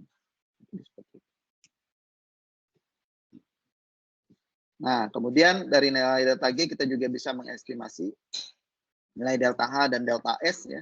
Terus sebaliknya kalau tadi kita menghitung langsung delta G dari hukum Hess, tapi kalau kita tidak bisa kita hitung nilai delta H-nya ataupun delta S-nya. Jadi seperti itu. Nah, ini hubungan beberapa faktor yang menentukan nilai delta G tergantung dari bagaimana tanda delta H ataupun delta S. Delta H-nya positif, delta S negatif atau sebaliknya. Ini ininya ya, nanti bisa dibaca sendiri. Nah, kemudian yang terakhir, nilai delta G ini juga bisa kita hubungkan dengan nilai chemical equilibrium ya. Jadi nilai K melalui persamaan delta G sama dengan minus RT ln K. Jadi K ini adalah konstanta kesetimbangan ya, yang sudah kita pelajari di beberapa minggu yang lalu. Ya, semakin besar nilai K, karena di sini ada embel-embel negatif, ya berarti kita tahu bahwa semakin besar nilai K, semakin cenderung dia kesetimbangan itu mengarah ke pembentukan produk ya. Maka ya ini artinya sama saja nilai delta G ini semakin negatif, kira-kira seperti itu. Jadi kalau semakin negatif kan artinya pembentukan reaktannya itu menjadi proses yang spontan, dan sebaliknya adalah proses yang tidak spontan. Oke, mungkin itu saja yang ingin saya sampaikan. Mohon maaf agak terlewat sedikit ya, 5 menit 10 menit oke lah. Nah, mungkin bisa dibaca-baca saja. Kalau misalnya ada pertanyaan, kita bisa diskusikan mungkin minggu depan ya, sebelum seperti biasa sebelum perkuliahan dimulai. Oke, baik. Karena waktunya juga sudah habis, terima kasih teman-teman atas kehadirannya pada pagi hari ini. Mudah-mudahan apa yang saya sampaikan tadi cukup jelas ya. Tadi kalau misalnya ada yang ingin ditanyakan, silakan nanti kita bisa diskusikan minggu depan. Oke, terima kasih teman-teman atas kehadirannya. Saya ucapkan Assalamualaikum warahmatullahi wabarakatuh. Kita ketemu lagi minggu depan untuk melanjutkan diskusi kita. Terima kasih, Pak. Banyak, Pak. Terima kasih, Pak. Terima kasih, Pak. Terima kasih, Pak.